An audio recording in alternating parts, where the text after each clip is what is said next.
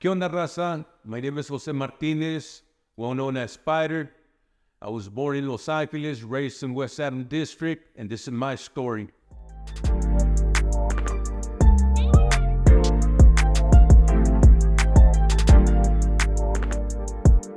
Throughout the hard times, we're still making changes. Find the ways to help each other, many similar faces. There's a way, meditation and pray. God could pave the way, many better days in a peaceful place where we lay. A different state of mind in these crazy days. Well, all I like to say is that, growing up as a kid, having moms, pops, being around, the streets of LA, South Central, West Adams, downtown, Skid Row, pretty much where it was more like my close-ups. Growing up in a barrio, it was just one thing I always know is that, the neighborhood. I wasn't able to learn the good walk, where you go to school, they teach you what to be in life, what you're going to be when you grow up. I really didn't have that attention from my parents. My dad got killed when I was 6. We got the news that my dad got, I guess he was going to go see my grandma in Mexico, and I know what happened. They were ready to follow me then.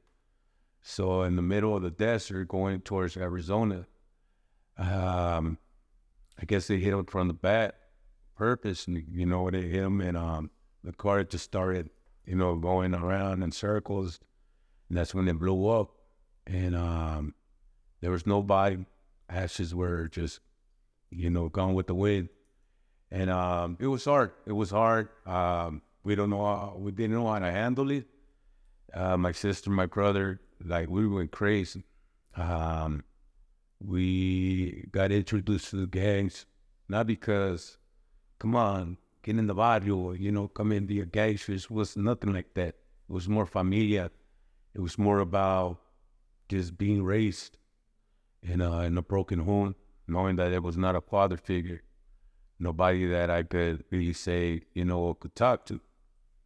And it was hard. It was hard. Me and my brother, we just started dedicating ourselves more to the calles, to the streets.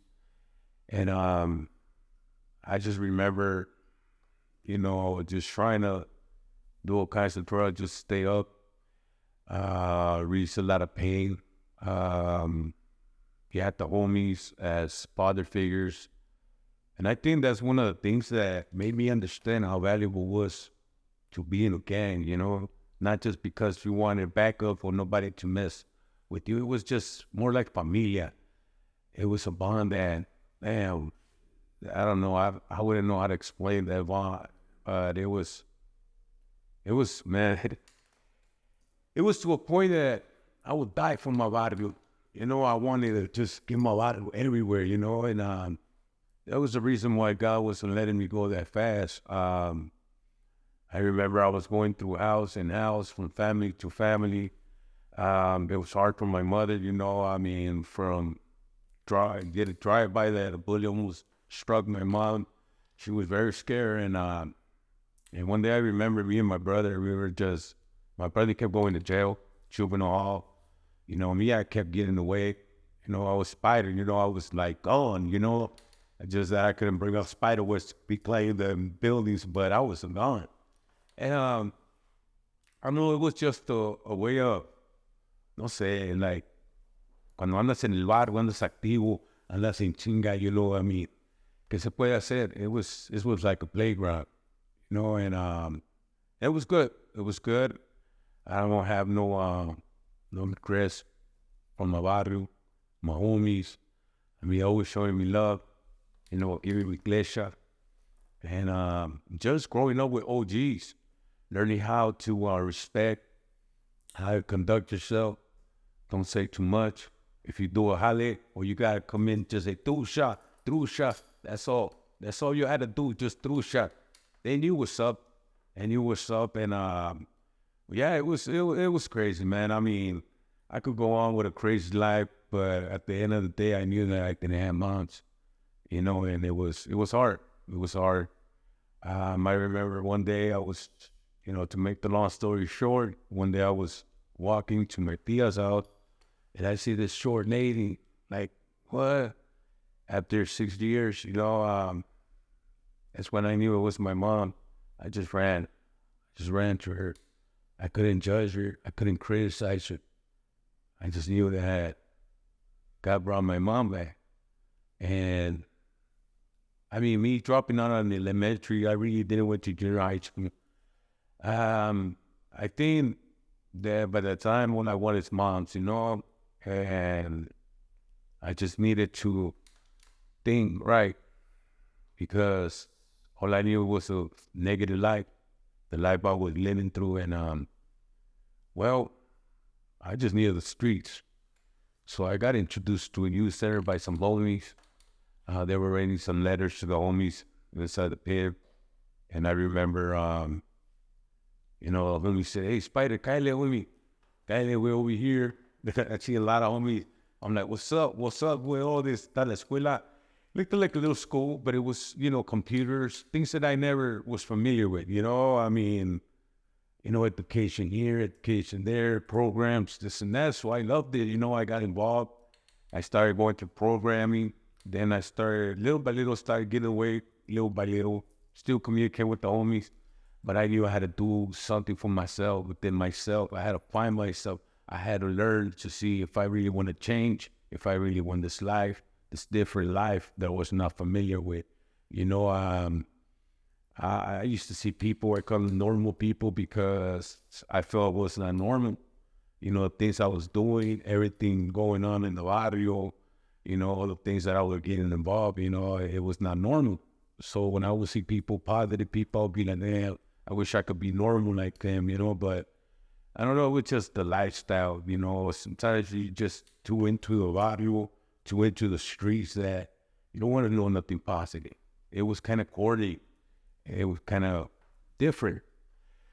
But I had to show myself, if I really want to change, if I really want to appreciate that I'm back with my mom, you know what I mean? I got to conduct myself and make something out of nothing. So going to programming, I started getting more of the trainings. Then I became a coordinator. Then I became a design consultant. When I became a coordinator, I started learning how to put programs together, try to help kids, teach them about how to beautify our communities by cleaning and restoring our environment. I think that was one of the things that it gave me the opportunity to communicate and connect with community. It gave me the opportunity to build that trust from all those parents that would leave with their kids for 3-4 hours. And they would see my change. So, they would take that risk. I mean, it's not like you're going to have whatever parent just dropping up your kids with somebody like a gang member. You know what I mean? But the impact that kids were having, with my time, dedicating my time to them, crying with them, sharing my story, and they were feeling it, they were actually connecting with my energy like I was with that energy.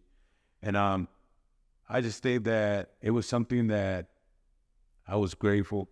I was very happy that I could see kids smiling, that I could see kids actually making a change that I couldn't have, that I wish I had when I was a kid, but it's never too late.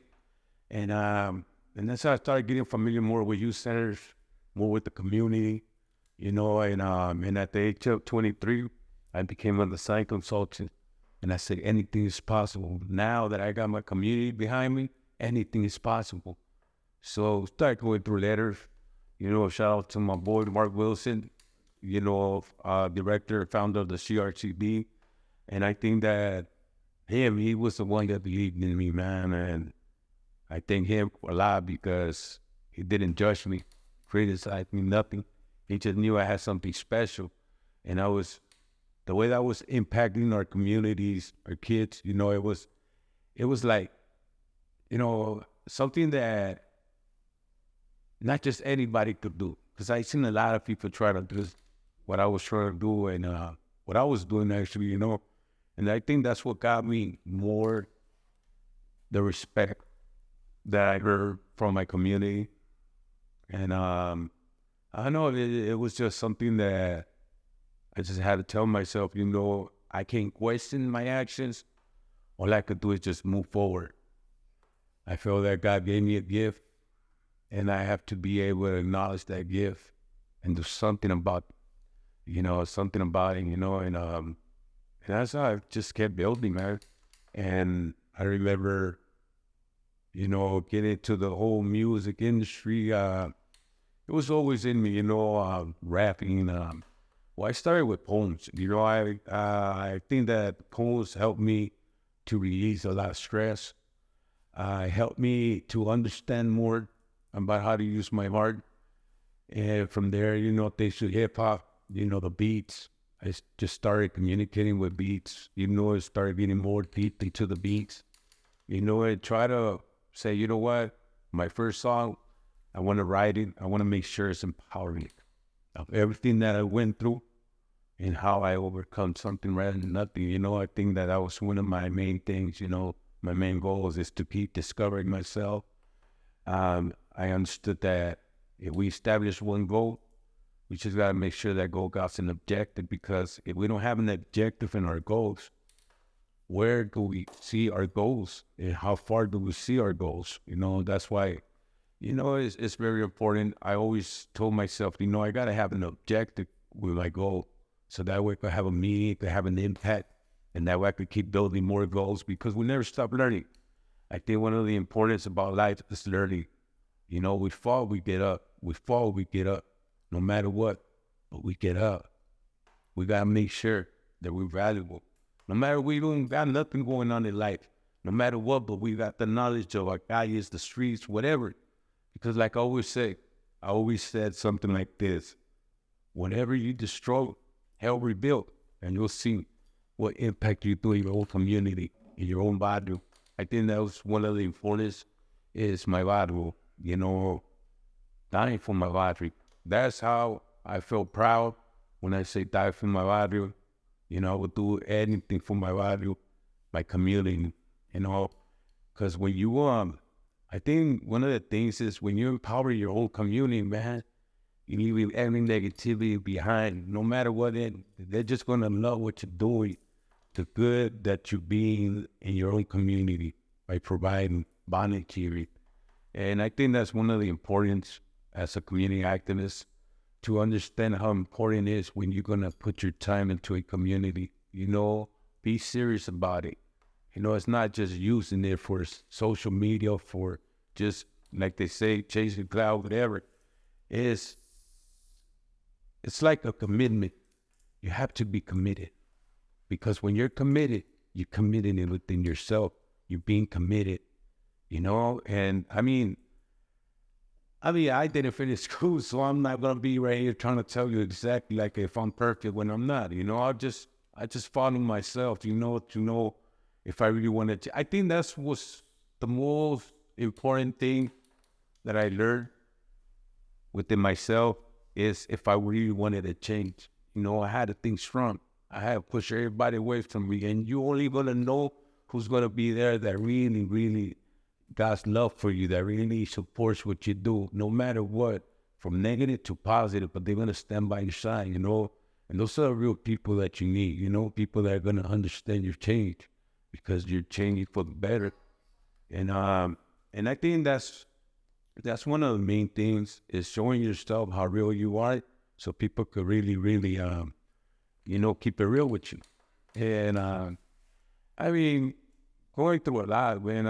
It's just so much, and I'm just trying to take it step to step. What is coming from nothing to being something, I don't know. It was hard, because I didn't know how to read or write. Then on my timetable was nothing. It was crazy. I don't know. I didn't even know how to speak English. I was in ESL. They had an ESL, but it's all right. ¿Qué onda, paisa? But, no, it's an experience. But now, going through so much from a kid to a youngster and to a young adult, I was able to learn a lot. And I just kept going.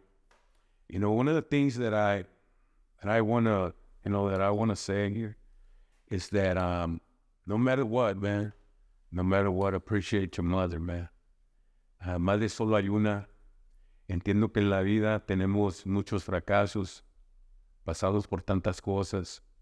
Yo he pasado por unas cosas muy peores, but it helped me how to realize and to respect myself and to understand how true you want to be with yourself, I think that's one of the important things. And I think that the way that my dad got killed, I'm still, struggling, with the way he got killed, the way that I would see kids with their fathers.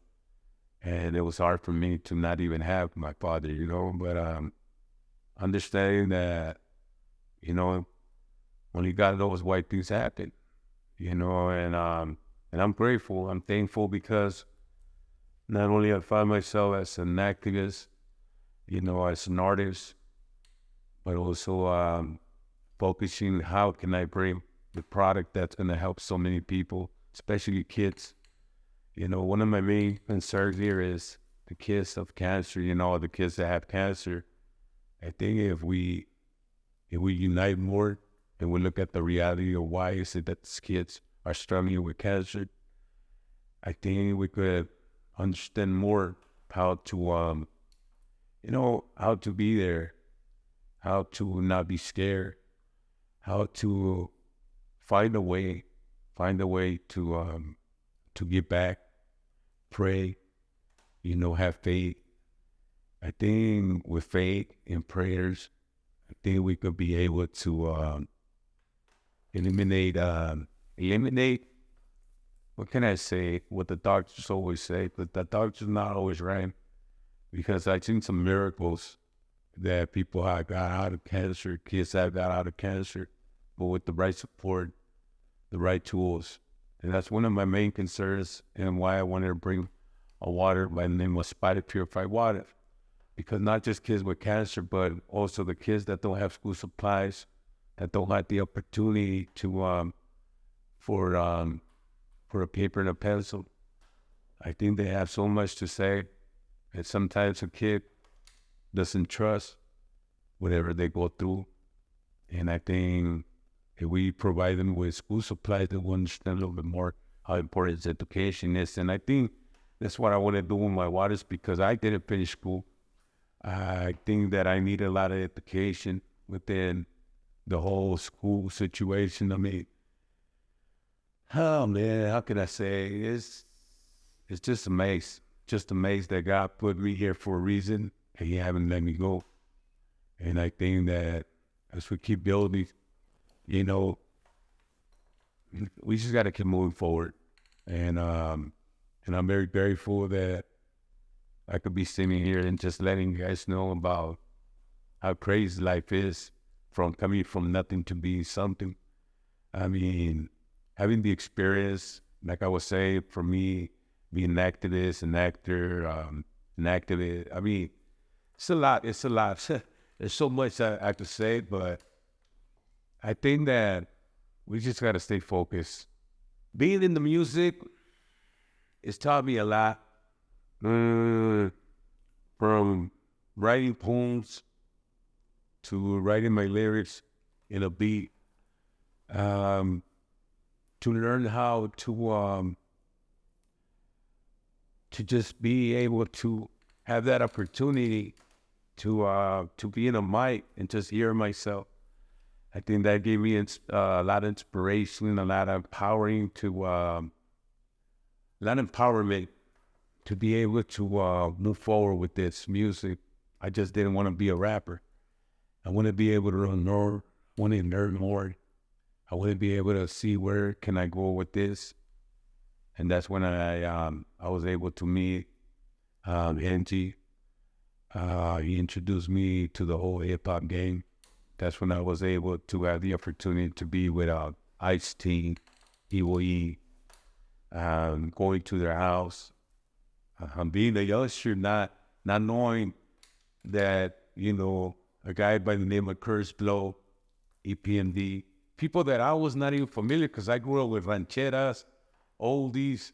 I really wasn't really too much into rap in English. It was more like rap en español. And I remember being up in the hills at Icy's house. They used to call it a crack house because everything that would come out of there was dope, and it was a beautiful experience to just have people around that I could listen, that I could learn a lot of game, and they always told me, despite of just be quiet, or just be gay, write your notes in your head, whatever, and being around with those, with those characters, with I ain't gonna say characters, but those artists that actually now they're legends, pioneers, the ones they paved the way.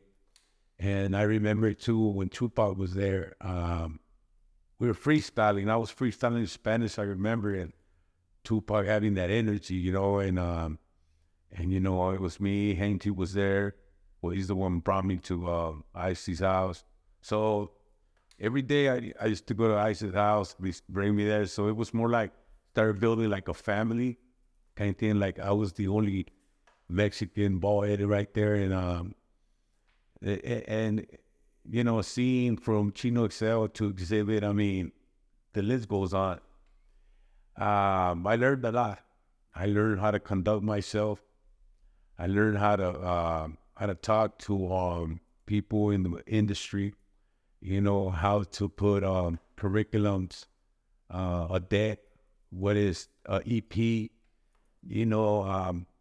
Because we used to do I remember back in the day, we used to have the VH1s, those tapes, and then I remember we used to have administrative, like from, presentations, packages, going to different meetings, record labels, just sitting there. Because I remember I started by just, bags, going on the road with eyes, with the art rap and everything, I was like the guy with the bags. Remember, went to the Watcha tour back in '99. That was one of my first tours with Control Machete, Café Tacuba, Molotov, Todos Tus Muertos. I mean, it was more like rock en español, but we were able to make it into that tour, So we were like for a couple of months, we were on tour. And it's a beautiful experience. And from there, I went to the Chicano rap tour. The Kid Frost, the whole Capone, Conejo, MC Magic, King Lil G. This just started growing. But that was after that was like the second tour I went on, the Chicano rap tour, because the first one, Light Shade of Brown, that was the old school of Melo Medes. I mean, it was old school. And then the new school came in. And then from there, I went to the Rap en Español tour. I mean, I just started going to different tours. It was an experience that I was able to learn because I was in the inside. And I said, you know what? I was in, what was it? I remember my boy Bandit from Notorious Enemy. He's the cousin of Conejo. I remember we were recording. I recorded my first album there in the Valley. It was in San Fernando Valley. They had the studio right there. I remember we were just recording my first album, and I was loving it, man. I was loving it because I get to be on the mic and start, letting everything out. And from there, I said, you know what? Don't trip. I told my boy Bandit, don't trip. Watch what I'm gonna do. I'll be back. I waited. I remember I went to I'd seen Thumb Records. The way I knew about Thumb Records because of the lowriders, the lowrider magazines, the compilations, where you had oldies, East Side Stories, you had funk house, you had different type of compilations. So I seen the number right there. Back in the day, they used to put the address and the phone number, and I did my research, and I said, you know what, I'm gonna go to the label. I remember it was in, I believe, 99 or 2000. That's when I got my first license deal with the record Universal. And then I was so excited because I remember Henji, he was singing at Icy's desk, Icy's house. So I went over there. I knocked on the door. They opened it. I came in and I said, "Watch it, check it out." Bam, my first album, and it had the logo of Universal because it was being distributed to Universal. It had the Tel Records because it was manufactured by Tel Records, and it was up to me to promote, to be able to push it as well, knowing that I remember I had my CDs and some cassettes in my backpack. I would go to on a bike. I would go to Swami's, and they had enemies here and there, and I was selling my CDs. I even got changed, man. They almost got me for my CDs, but I said, nah, I'm getting out of here, but at the same time, it was a hustle. You had to pay dues. You had to be out there, like they say, out the trunk. And I had a lot of experience, man, good and bad experience, but it was up to me if I want to hold it down. No matter if I'm getting chased, shot at, but I'm going to push my music and nothing's going to stop me. And that's how I went. And then I remember we used to go to the pier, the Santa Monica pier. So I was selling CDs over there too. And I was just everywhere, from buses to fucking metros, whatever. And so it just kept building. I remember going to the label when Capone was coming out. And he's like, "Hey, what's up, Spider? You Spider?" I said, "Simone, what's up? You Capone?" I said, "Yeah, man." And you're like, "Man, we got to connect." Then he told me he wanted to work with me. He was going to do my music video, my album, such and so on. Then and much respect to Capone, man. That vato straight came with it. Everything he said he was gonna do, straight did it. He believed a lot in me, man. He believed in me, and my job was to just put the effort, and from there we went on tour. The first tour I went with High Power.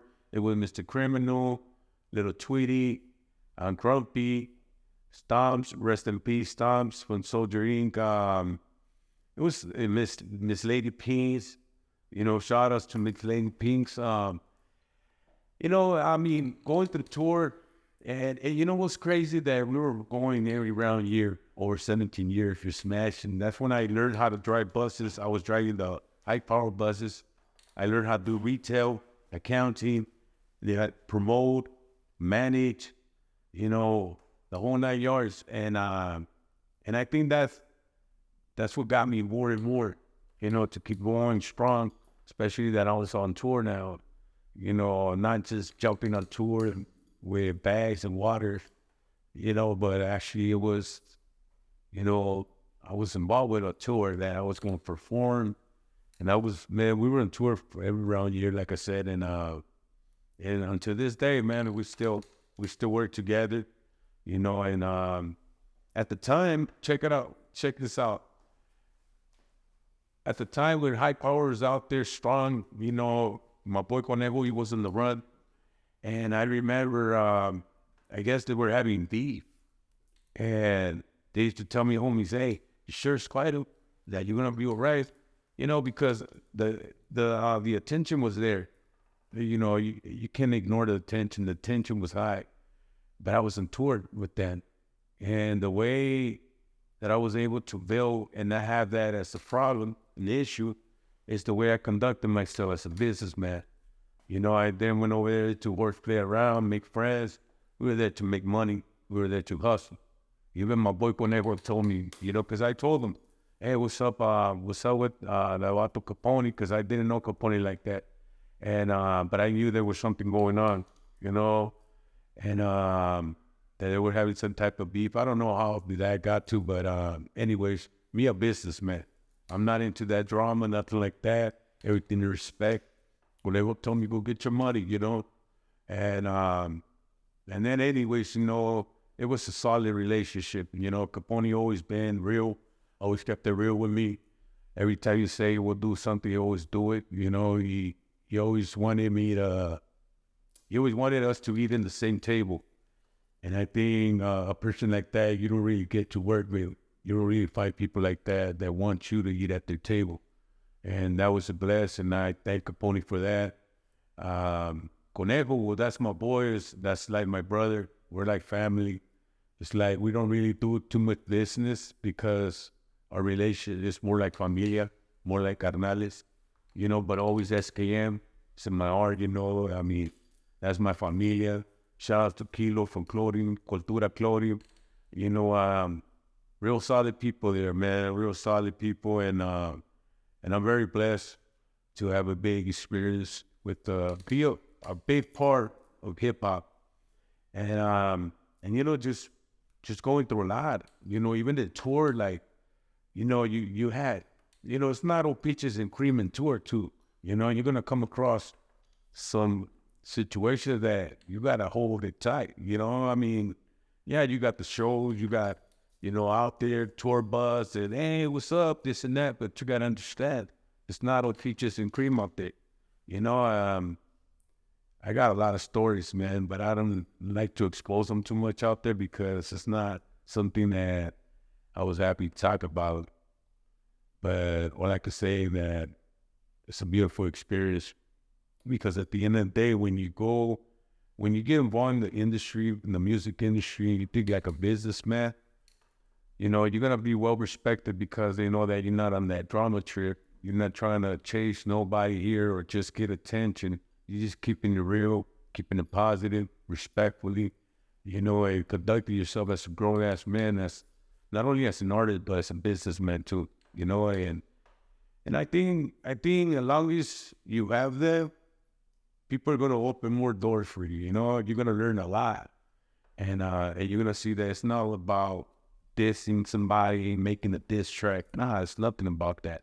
It's about building unity within ourselves, how we conduct ourselves and show that respect so that people could give you that same energy so you can know more about that person. Because sometimes, people just want to jump right away into the situation, but not only that, everybody got something behind it that is real, some type of good heart, there's going to be some type of creativity in there. It's not about just, how can I say, forget this fool, this and that. If you don't know them like that, why create more problems when we go through problems? We've been through problems. We come from problems. And as grown-ass people, grown-ass men, I think that if we conduct ourselves more in a more positive way, I think that we give ourselves more opportunities. And in the music, it taught me a lot, to always give respect to the next man. And it's been a good experience. I can't lie, this hip-hop saved my life.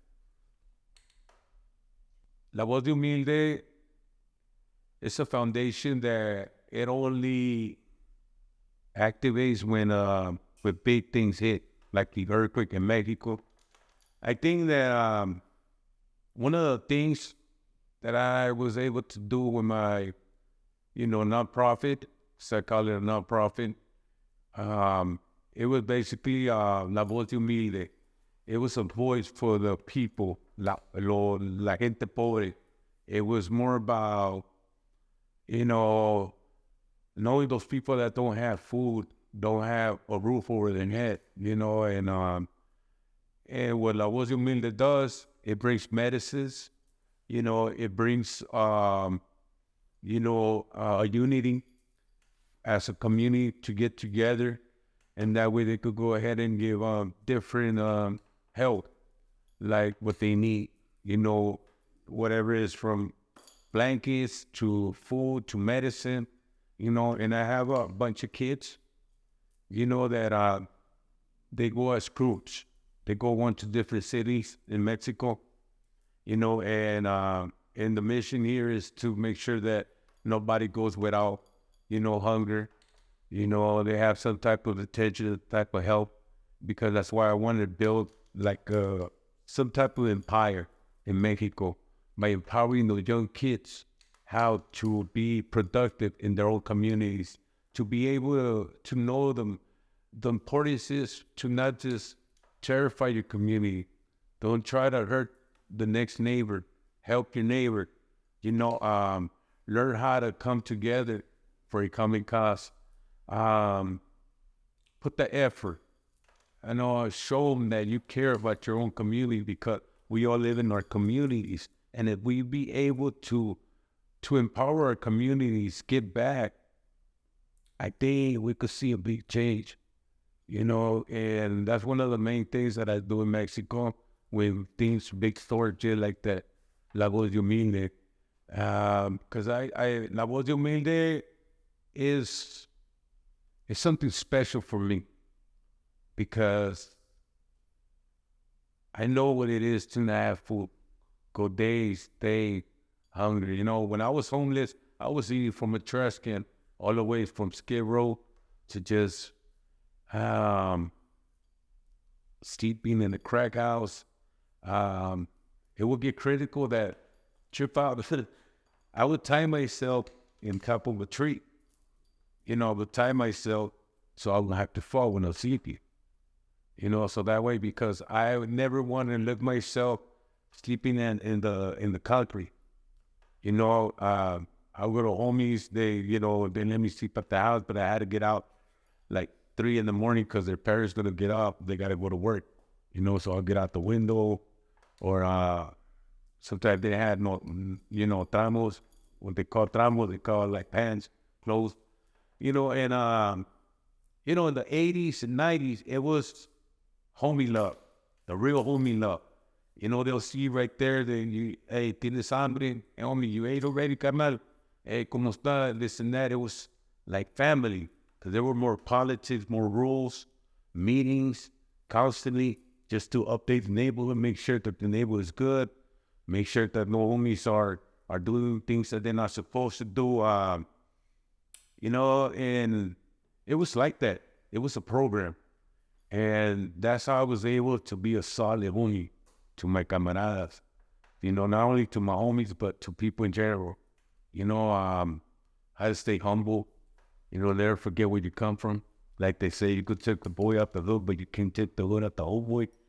I think that it's beautiful when you create that into something positive in your own neighborhood, because you don't want to leave a bad reputation, a fingerprint that people are going to say, if somebody dies from the neighborhood or in general, any vato from a neighborhood, you don't want people to say, ay, cabrón, qué bueno que lo mataron. Oh, thank God. Shit. He was, oh my God, he was this.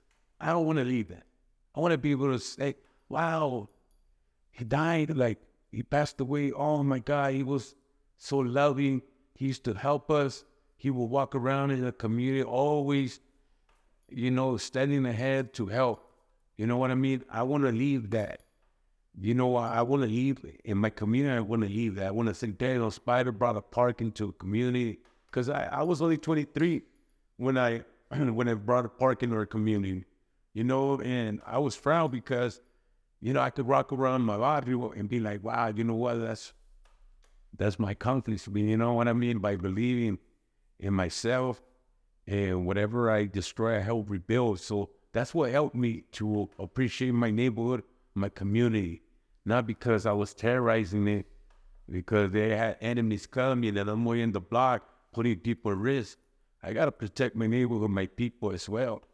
And, and I think that's one of the importance, like I was saying earlier, is how Wacos feel proud about their neighborhood.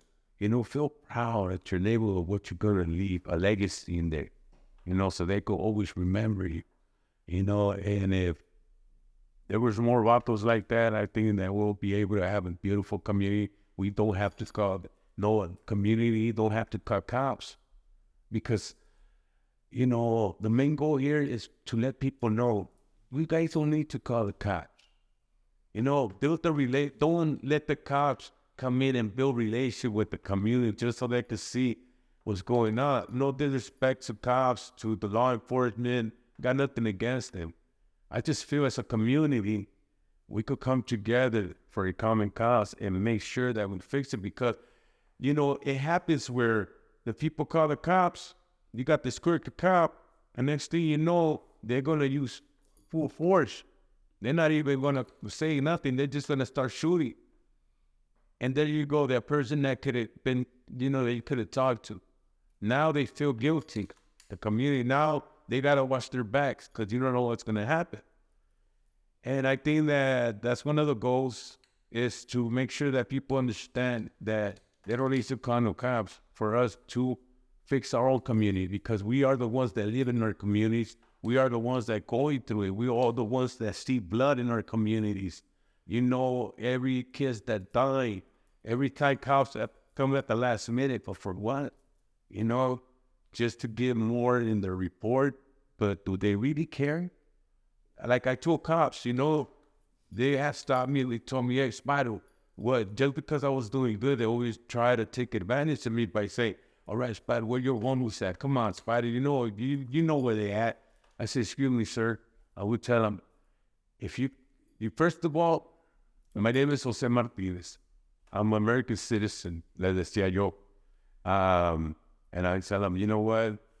You want to talk to me? You want me to talk to? Let's talk about something productive here. What can we do to better our community? You know, you're with the city. You know, why don't you connect some funds, some grants? You want to be involved in our communities? Come and spend some time every day. You know, take that badge off. You know, walk around. You know, talk to our people. You know, feel what we go through. You know, don't use a badge. Just feel this gunshot drive where you're going to feel it. And you're going to see why we go through a lot in our communities. Cops, I don't know. I just feel that there's good cops and there are bad cops. I mean, you know, you're always going to have the good and the bad in general. But when people come in our communities to try to force a law, not understanding how our communities are suffering, you know, and like I say, as long as we build the trust in our communities and we give back, we're gonna build that trust. Then the mother, the tia, that used to walk across the street because you were coming towards them, not knowing that you're not gonna do nothing to them, but they just scared because of what's going on. And I think it's a lot of miscommunication in our neighborhoods. You know, that's why people, all they could do is just call 911 because they feel bad, they feel scared. And it's common sense of what you have with gangbanging, you know, a lot of stories behind it. You know, sometimes it's hard for a parent, a community in general, to try to, you know, talk to a guy or somebody that 24/7 in the streets, in the community. But like I said, you know, it's all about communication, you know. When you have this communication, it's gonna be kind of hard, you know, to really build that connection. You know, so I think that's one of the main things, is what can we do to better, you know. Me, myself, like I said, you know, all I could do is just keep giving back, you know, keep staying focused. And, you know, I never refuse. I never ignore a homie, even when I be in the neighborhood, you know, when I pass through whatever, they talk to me, ¿Qué onda, carnal? What's up, my boy? ¿Cómo está? You all right? All right, ya comió, whatever, because I got that, you know, that prices back in the days. And that's why when the homies see me, whatever, they feel good, you know, they feel good. And I'm grateful that I could talk to a homie and he could be able to feel inspired, you know. And of course, you know, music, since it goes way back, and that's one of the things that that's been part of my life, music. You know, I was able to just let you try to, how can I put it? I was able to use hip hop as a tool to let out everything, because I never really felt comfortable talking to somebody about my story, and because it goes deeper and deeper.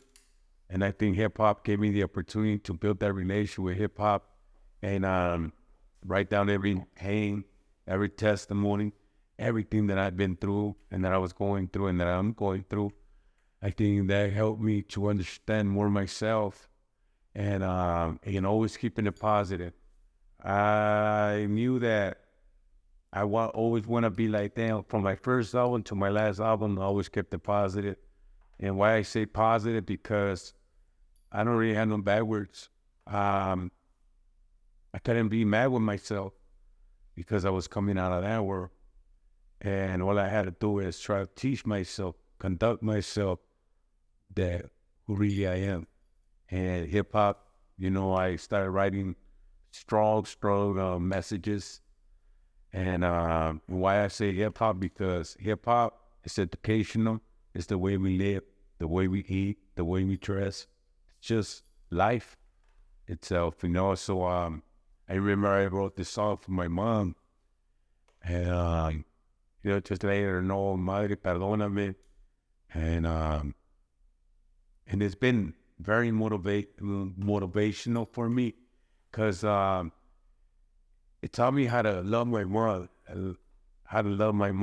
It taught me how to, cómo quería a mi madrecita, cómo apreciarla, cómo respetarla y valorarla.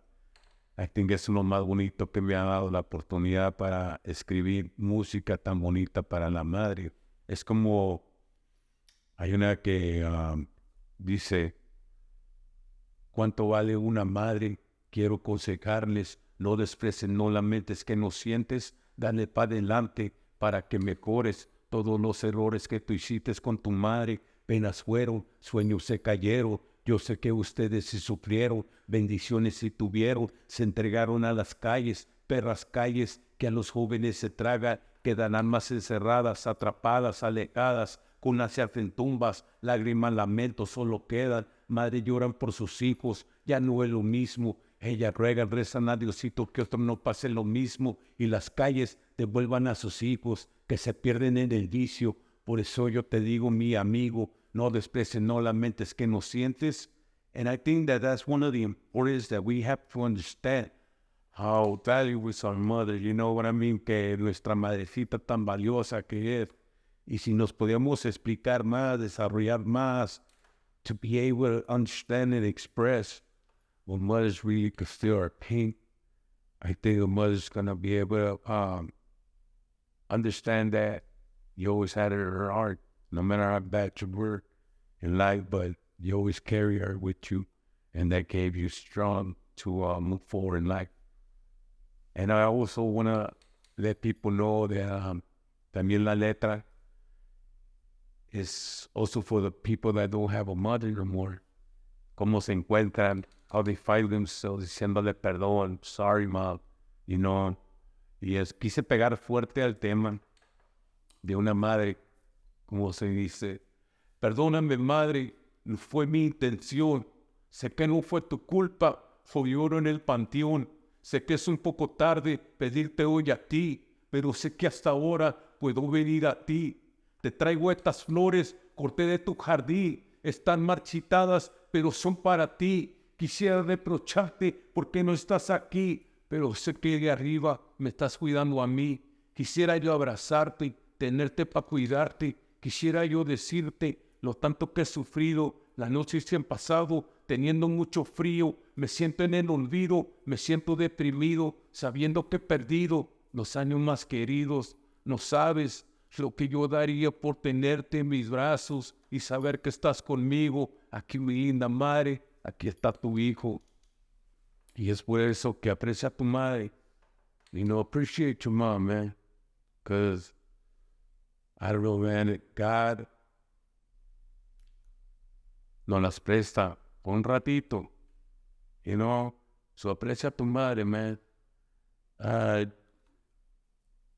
don't know, I can't say I'm so perfect and that, I got this and that, just love your mom, because,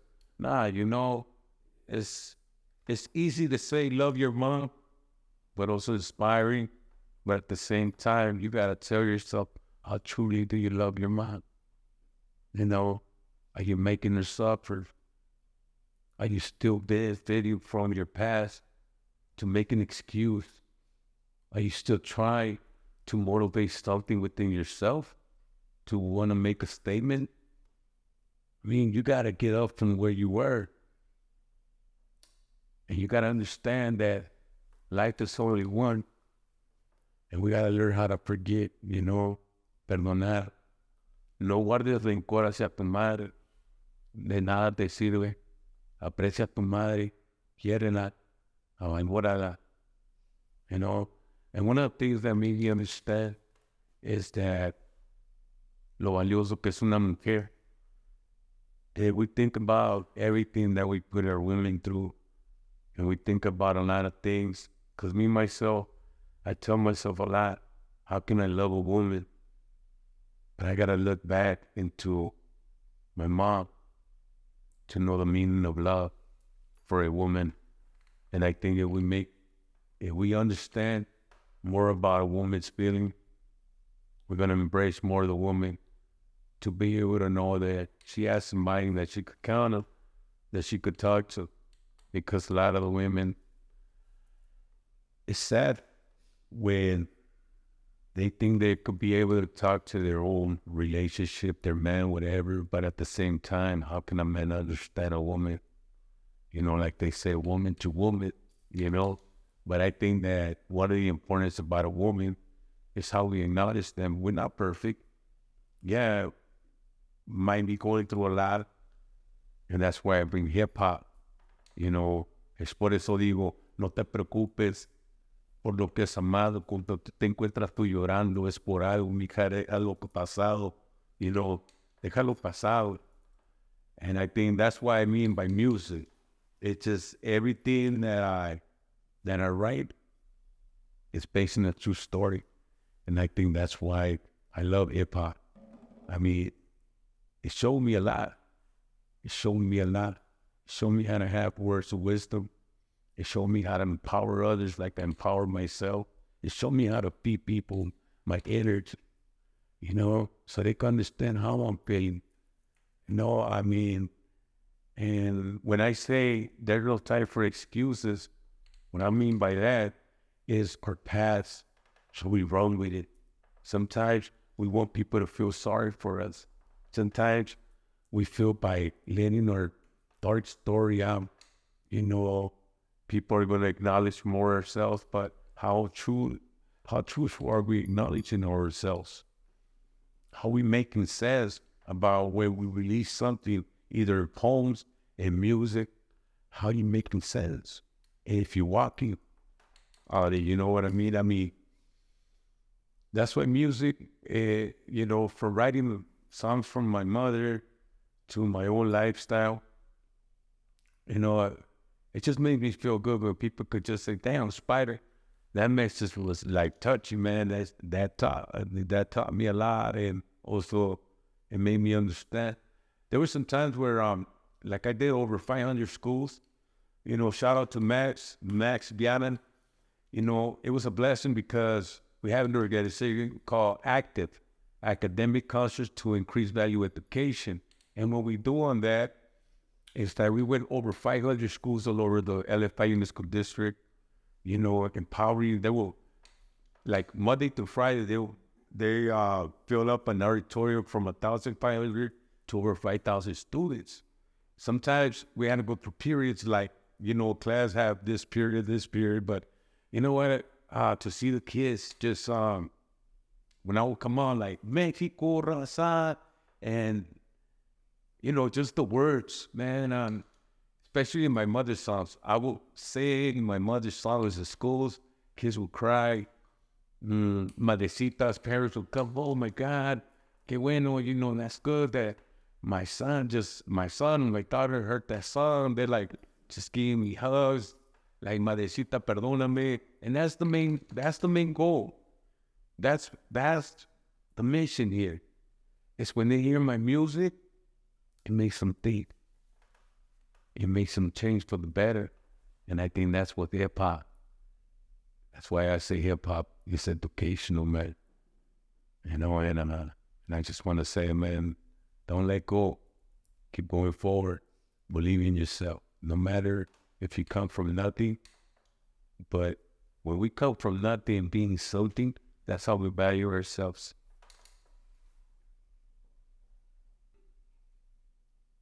There's a strong demon that always try to attack me, and it's a suicide demon. And I do have, I I ain't gonna say I go daily through it, but it's when I start feeling kind of like dark, when my vision starts going dark, that's when I start, a thing starts happening that that's trying to provoke me, either arguing, either thinking negative, or just not even caring, no matter how much I have, and then the connect starts with the sorrow of my dad, the way that he got killed, and it just feels to want to be with him. And then it gets to a point where I just start like kind of shaking, and then I throw myself on my knees, and then I say I like asking God, like please, what's going on? Help me, I need to. I feel attacked. I feel like, suicide, like not caring. And I think suicide has been a big part of my life because of how my sister, my brother, and I felt the day that we got the news. And that's how we were. Like my sister, she just went crazy. My brother just went nuts. I just like, all we wanted is the street. We didn't want to be in the house. I felt that my dad was never going to come. And I couldn't have said my dad was dead.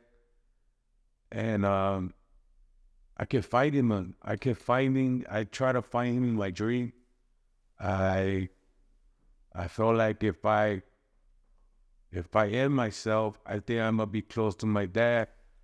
There was times where I would feel so depressed and useless that I didn't care.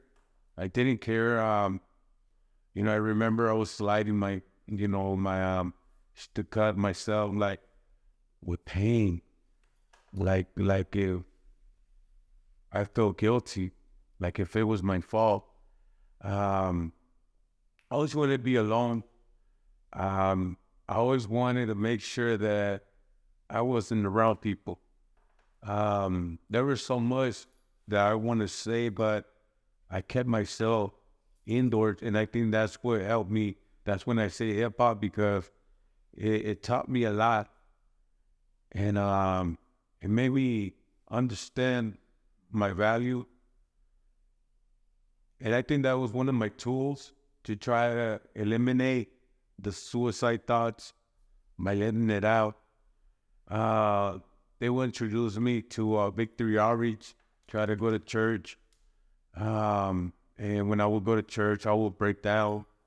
But at the same time, when I leave church, I went back again into my own ways of feeling.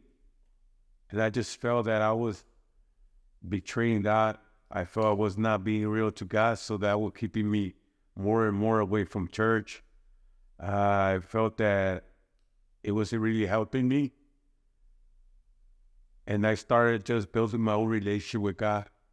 I didn't know about reading the Bible. I just knew that I was talking to Him.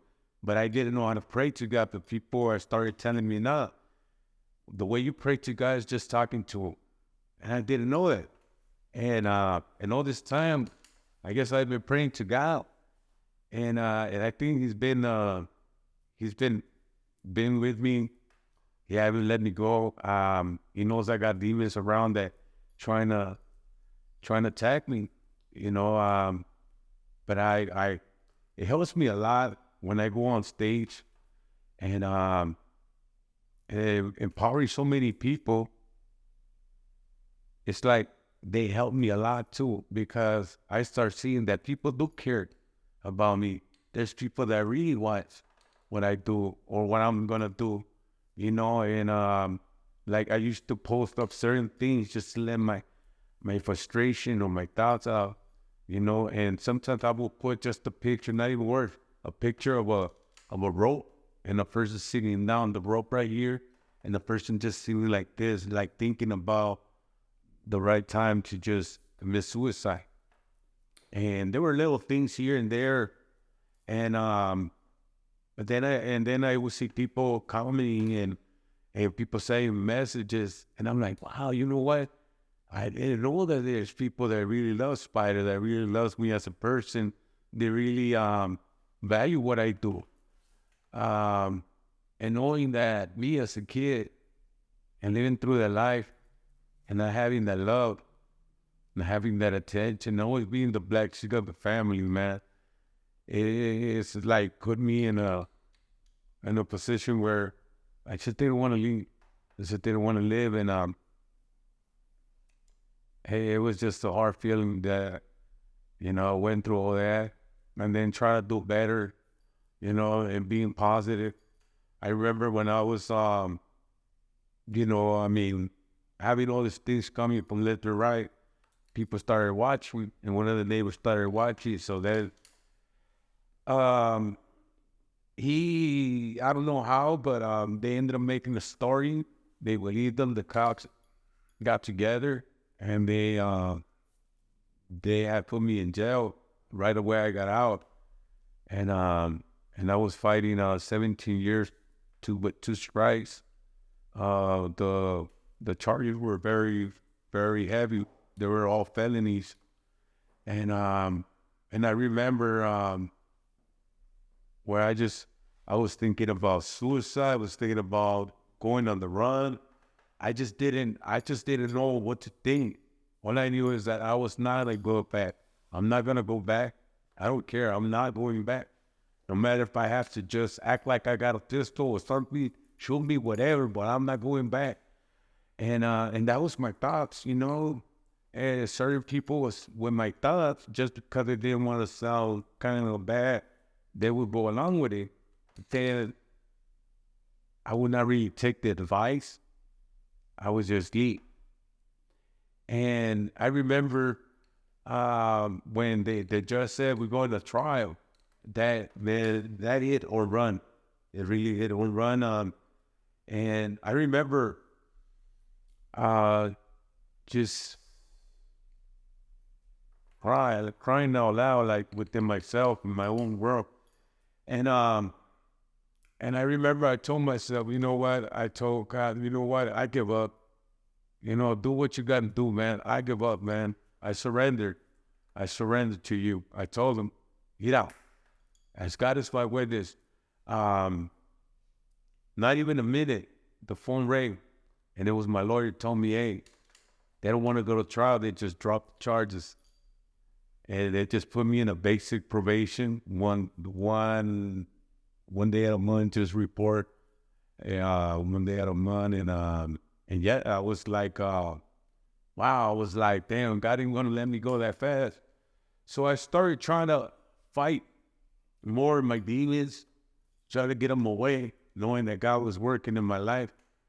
And yeah, fighting myself like that, I made God more part of my life, and going through so much, it just makes us open our eyes. And then as we get older, we start realizing that life is precious.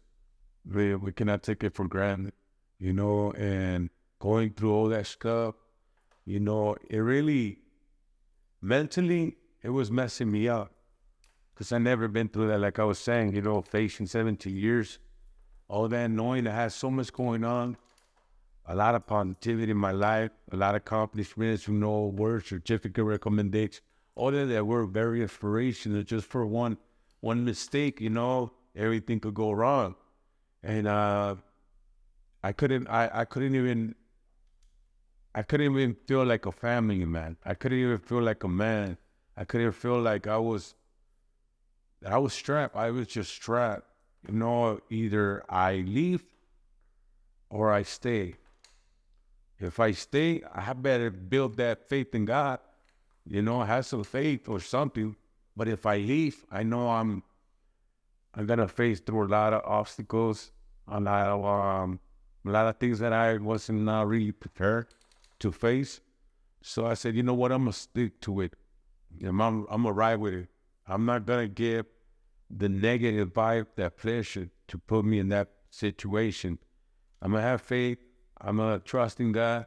I'm going to make sure that he hears me, that I'm really crying out loud, that, he knows that I'm not like that I made a change dramatically. I made a big change in my life.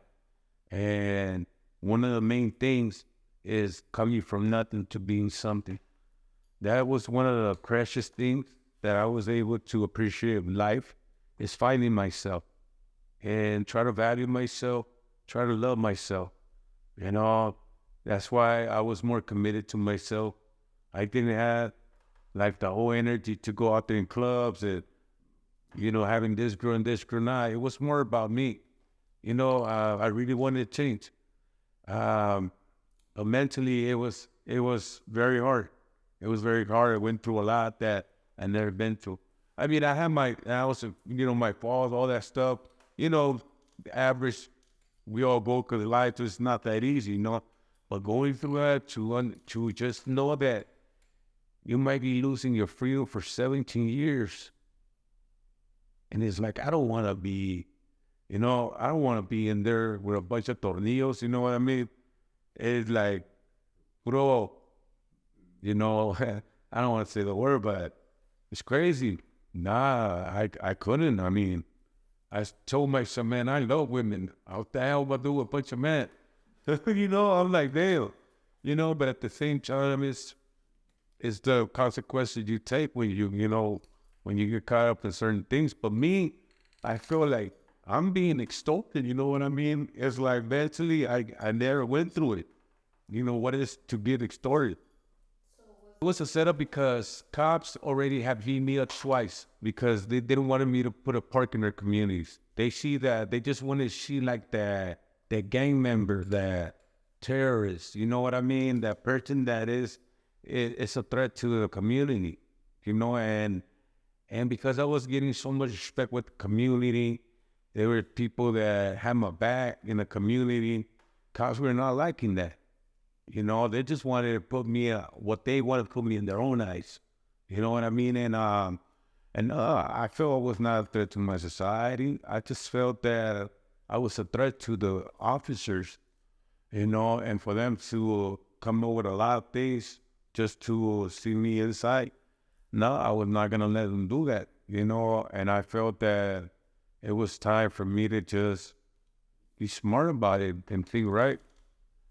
Try to get away from that cipher, and yeah, that was one of the things that, they knew what they were doing, but they didn't know that I had audio and I had footage.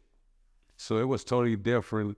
I wasn't really saying nothing. No, we were just waiting for the right time to slap them with the audio and the footage, and that's how it makes sense why I was able to eliminate that.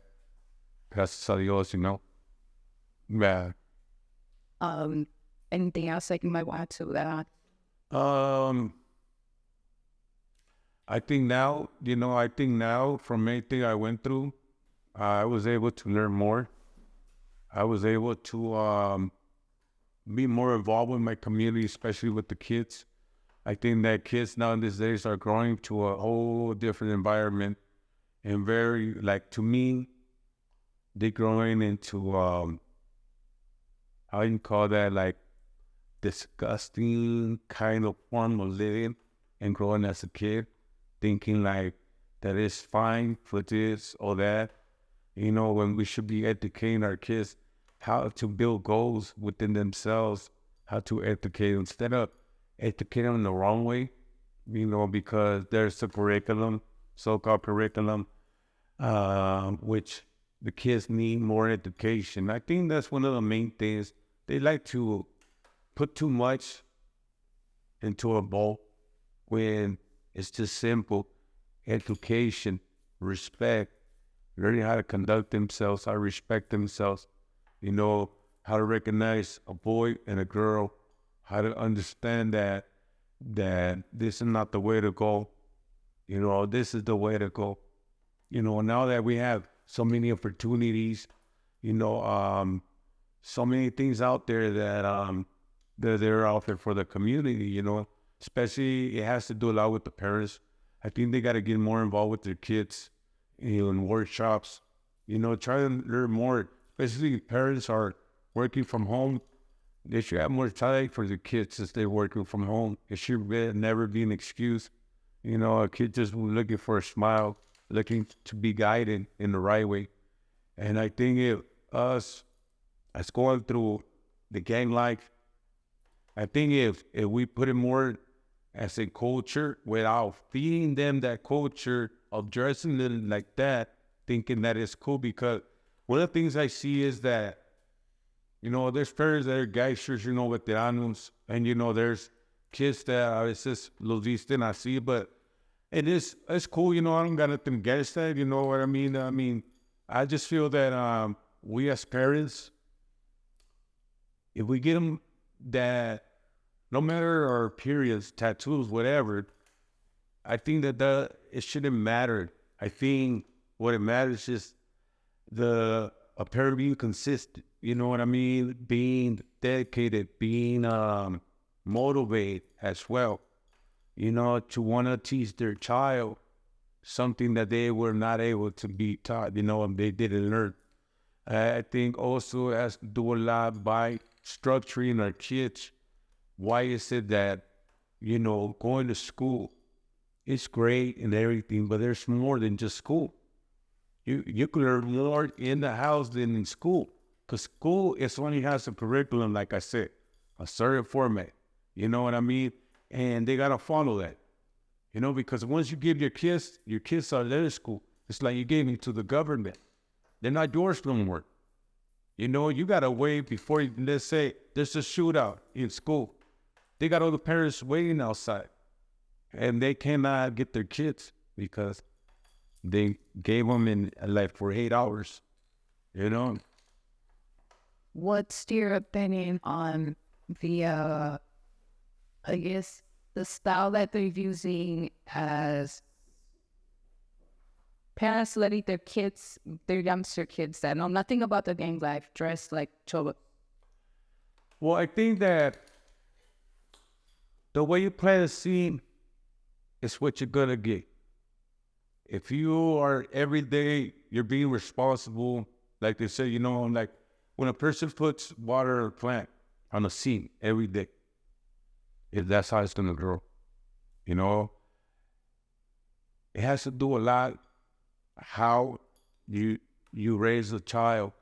If that's how you want them to raise, and that's how you want them to be because of the style, then you got to be ready how to conduct that, educate that.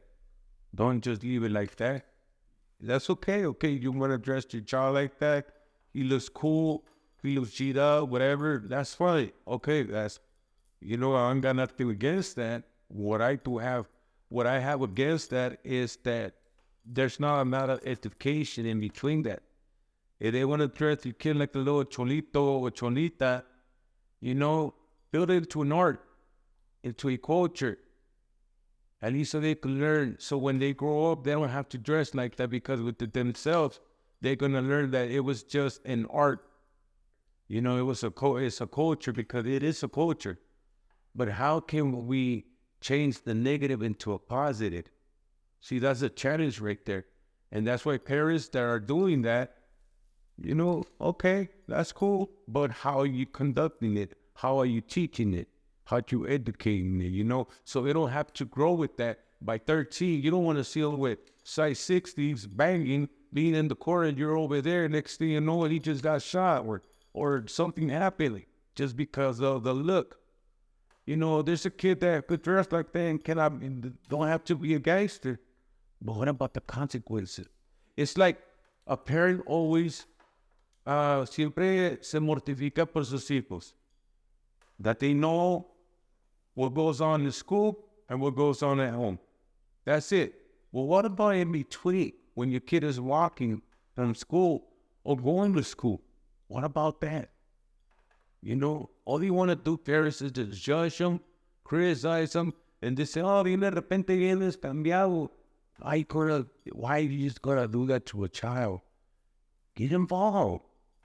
Get involved with the community. That's why I say it's very important as parents to get involved with our communities. because that's how you're going to know in between that gap. That way you don't have to be using 8 hours of work as an excuse just why you couldn't be there for your child. Find a solution. Make some time. When you get out of work, you're tired, that's fine.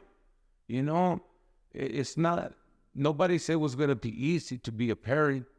You still got to put time, no matter what, put time. And once you know your baby's asleep already, getting ready for school, and he's asleep, then you have time within yourself, or try to, speed it up, whatever.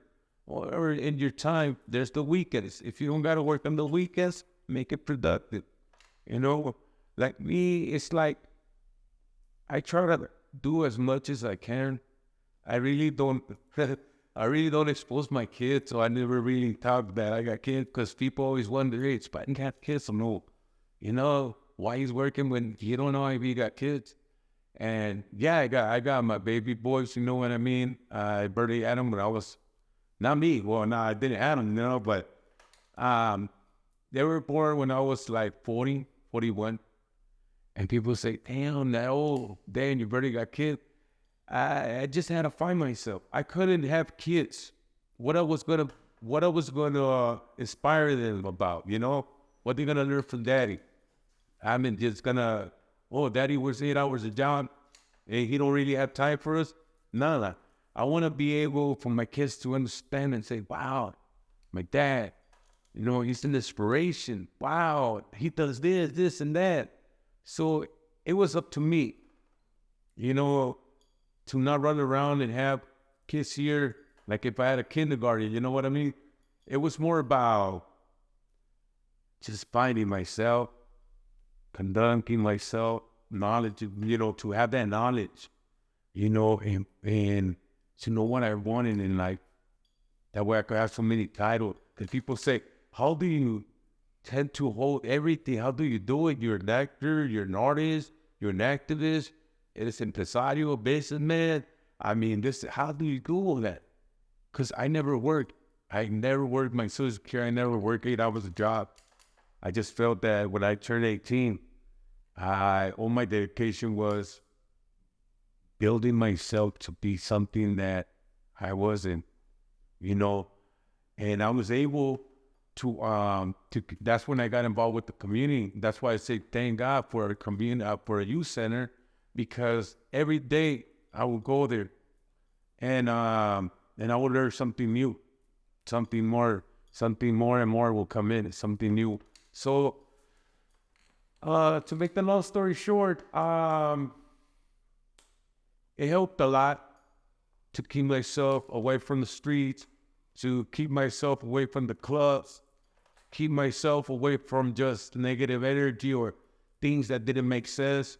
If you have a circle here, a bunch of people, and another circle here, a bunch of people.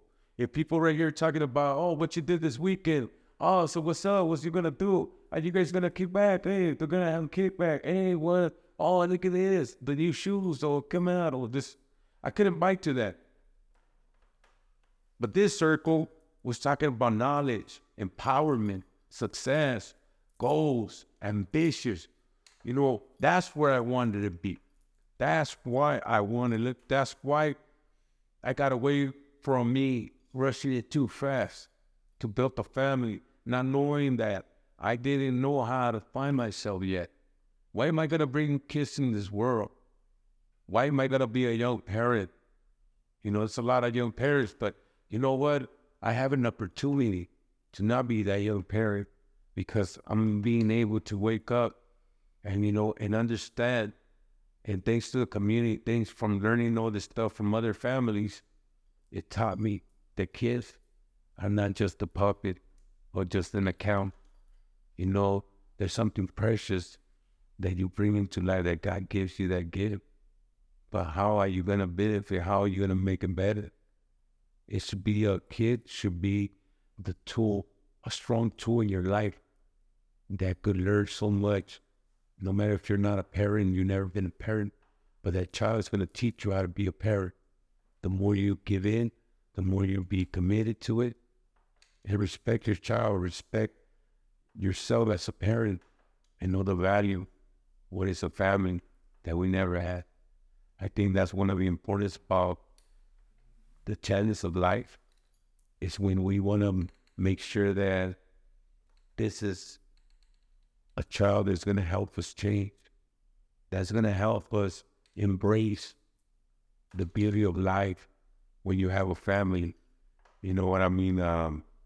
Sometimes you put everything, sometimes you think you have it, but then it don't. Sometimes it just goes away. Some people say, hey, why my relationship didn't last?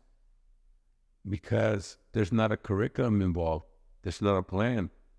There's not a strategic plan that could find yourselves, occupied to what you guys want to do. That's why I think it's very important to understand the value of a woman and the value of a man. And I don't know, it's just thing that it taught me from other families, because working with families, not like I knew, it's just that I took time to try to understand. Well, Raza, you guys should check me out on Instagram, Spider Hip Hop. You can find me right there, DM me, whatever you want to know about me. I also got the S dot P dot W dot 25. That's Spider Purified Waters. And you can find right there, got pictures of kids, everything that goes on and what the waters do. You see kids from Mexico, kids de Lima, Peru. And whatever you guys want to know more about the Spider Purified Water, what it does, you could check me out on the Instagram. On Facebook, you can find me at Neon Música. And right there, you'll get more information about me. And another thing, if you want to email me, you can go to livemusic213@gmail.com. Right now, I'm accepting a lot of people that really need help. Just outreach. And that way we could go from there. I wouldn't tell you everything, because it has to be up to you. What exactly do you need? And that way we can find a way to provide it, or make an effort to provide that. Well, thank you very much, Raza. Muchas gracias a todos. Los quiero un chingo. Spider, aquí estará. Be ready for what's coming on. So make sure you guys be updated with my social media, because after February 16, Febrero 16, it's going to be a lot of content, a lot of activities going on. And that's when you're going to be able to even want to be a part of.